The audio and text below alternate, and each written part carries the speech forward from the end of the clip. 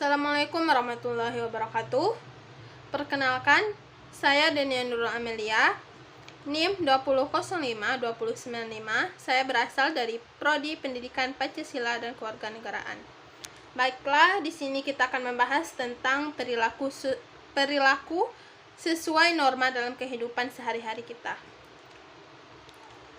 Manusia itu sebagai makhluk sosial yang hidup dan berada di tengah-tengah masyarakat, sekaligus menjadi warga dan anggota masyarakat yang bersangkutan. Sudah merupakan hal yang sangat lazim bahwa dalam suatu masyarakat itu ada norma dan aturan yang berlaku, karena telah ditetapkan atau telah dimusyawarahkan secara mufakat bagaimana baik buruknya norma dan aturan yang harus ditetapkan di lingkungan masyarakat tersebut. Karena jika tidak adanya aturan dan norma, maka kejahatan akan merajalela. Norma dan aturan yang berlaku tersebut wajib ditaati oleh semua anggota masyarakat karena telah disepakati secara bersama-sama. Kemudian kita lihat gambar berikut ini. Ada beberapa orang yang saling memiliki perbedaan. Ada yang perbedaan agama, hukum, kesusilaan, kesopanan. Tetapi mereka saling bersatu demi kepentingan bersama dengan kepercayaan, keyakinan masing-masing. Contoh saja norma agama. Bagaimana agama menegaskan tentang jika seseorang melakukan perbuatan yang dilarang menurut agama, misalnya agama Islam, menurut agama Kristen, mereka memiliki perbedaan masing-masing. Seperti norma kesopanan juga memiliki perbedaan masing-masing antara keduanya. Dan mereka ini memiliki perbedaan masing-masing, tetapi mereka memiliki toleransi yang kuat untuk kepentingan bersama. Kemudian di sini kita lihat ada beberapa macam jenis norma. Pertama, norma agama. Norma agama ini petunjuk hidup yang berasal dari Tuhan yang disampaikan melalui utusannya yang berisi perintah, larangan, dan anjuran-anjurannya. Dalam norma agama ini telah ditetapkan beberapa hukum jika seseorang melakukan kejahatan. Dan norma agama ini tidak bisa kita bantahkan atau tidak bisa kita ubah, karena ini merupakan norma agama yang telah ditetapkan oleh Tuhan, kecuali dan seperti yang digambar yang sebelumnya, dalam agama Kristen mungkin berbeda aturan-aturan yang telah ditetapkan, tetapi intinya mereka harus taat dalam norma agama yang dianut oleh mereka masing-masing. Kemudian yang kedua ada norma kesopanan. Norma kesopanan ini adalah peraturan hidup yang berasal dari hasil pergaulan sekelompok manusia yang ada di dalam masyarakat. Intinya di mana tempat kita tinggal, lingkungan, itu akan sangat mempengaruhi sifat dan sikap kesopanan dalam diri kita masing-masing. Contoh kecil saja. Jika kita bertemu seseorang, kita bisa memberi senyum atau memberi salam, saling menyapa kepada orang tersebut, meskipun tidak saling mengenal. Kemudian contoh lain, seperti jika kita jalan bertemu dengan orang tua, kita bisa jalan sedikit menunduk untuk menghormati orang tua tersebut.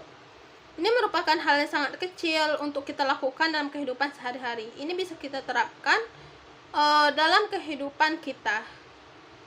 Kemudian ada norma kesusilaan. Norma kesusilaan ini adalah norma yang berasal dari hati nurani kita sendiri tentang bagaimana baik buruknya suatu perbuatan. Itu tergantung dari diri kita masing-masing. Kemudian norma hukum. Norma hukum ini pedoman hidup yang dibuat oleh lembaga negara, lembaga politik, masyarakat, dan bangsa. Di Indonesia ini merupakan negara hukum yang keras, di mana jika seseorang melakukan kejahatan ataupun larangan-larangan yang telah ditentukan, maka orang tersebut kena hukuman karena telah ditetapkan oleh negara. Kemudian, suatu norma dalam masyarakat untuk menjadi aturan yang nyata berlaku perlu melalui proses sosialisasi. Nah, ini sedang terjadi di masyarakat kita zaman sekarang, karena banyak masyarakat yang memilih hidup secara individualis, tidak bersosialisasi dengan tetangga atau masyarakat, ikut organisasi dalam masyarakat. Ini merupakan hal yang menurut saya tidak baik, karena jika kita tidak menerapkan norma dalam kehidupan masyarakat, itu sangat berbahaya, karena bisa saja terjadi kejahatan. Karena tidak ada norma dan aturan yang berlaku, maka penjahat bebas melakukan apa yang mereka mau.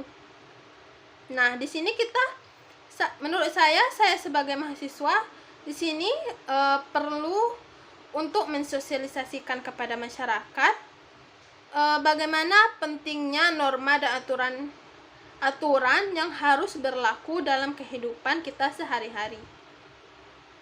Kemudian dari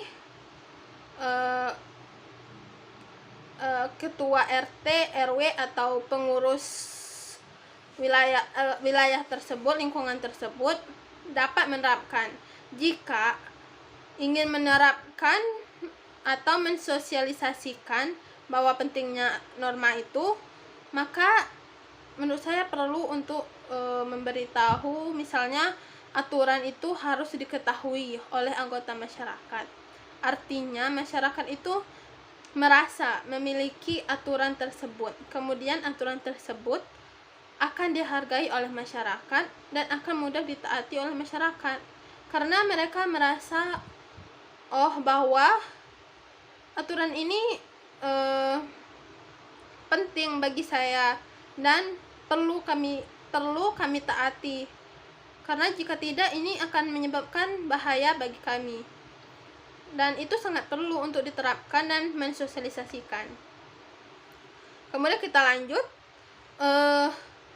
Norma itu adalah semua aturan yang telah ditetapkan oleh masyarakat. Dalam kehidupan sehari-hari masih banyak kita temukan perilaku tidak patuh terhadap norma. Kemungkinan adanya dua penyebab, yaitu pertama faktor pribadi yang berkaitan dengan sifat dan karakter dalam diri sendiri yang belum memiliki kesadaran tentang aturan.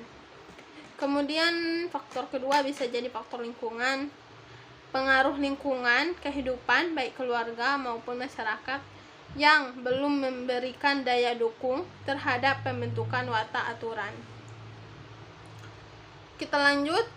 Dengan adanya perilaku tidak taat kepada aturan tersebut kepada sebagian orang, mulai dari sekarang kita dapat menanamkan sikap dan budaya berikut ini. Pertama, budaya malu. Budaya malu itu sikap malu jika melanggar aturan. Misalnya, contoh kecil, malu datang terlambat hadir di sekolah. Ini perlu diterapkan budaya malu.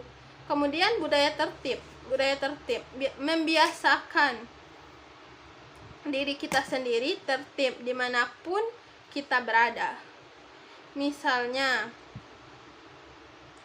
ketika kita membeli makan di sebuah rumah makan atau resto, kita harus mengikuti antrian sesuai dengan nomor antrian kita.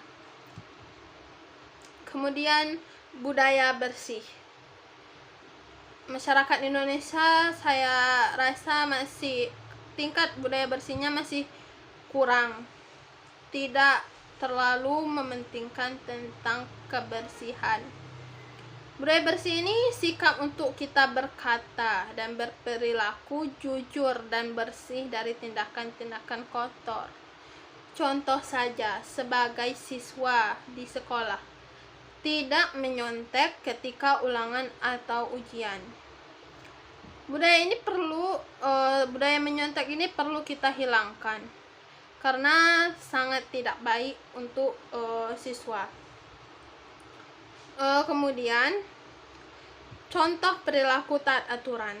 Ada beberapa contoh perilaku taat aturan, seperti saling menghormati dan bekerja sama dengan penganut agama, menjunjung tinggi HAM dalam kehidupan sehari-hari, tidak main hakim sendiri, tidak memaksa kehendak dalam musyawarah, dan selalu menaati aturan di dalam masyarakat. Aturan yang dibuat memiliki tujuan dan manfaat yang besar bagi diri sendiri dan orang lain. Kalian akan menghargai aturan tersebut, pada akhirnya kalian akan mentaati aturan tersebut dengan kesadaran sendiri tanpa paksaan dari orang lain. Inilah proses bagaimana aturan yang berlaku ditaati oleh semua anggota masyarakat dengan kesadaran. Baiklah, hanya itu yang dapat saya jelaskan tentang materi ini. Saya rasa sudah cukup. Jika terdapat kesalahan, saya mohon maaf. Bila saya tutup dengan Assalamualaikum warahmatullahi wabarakatuh.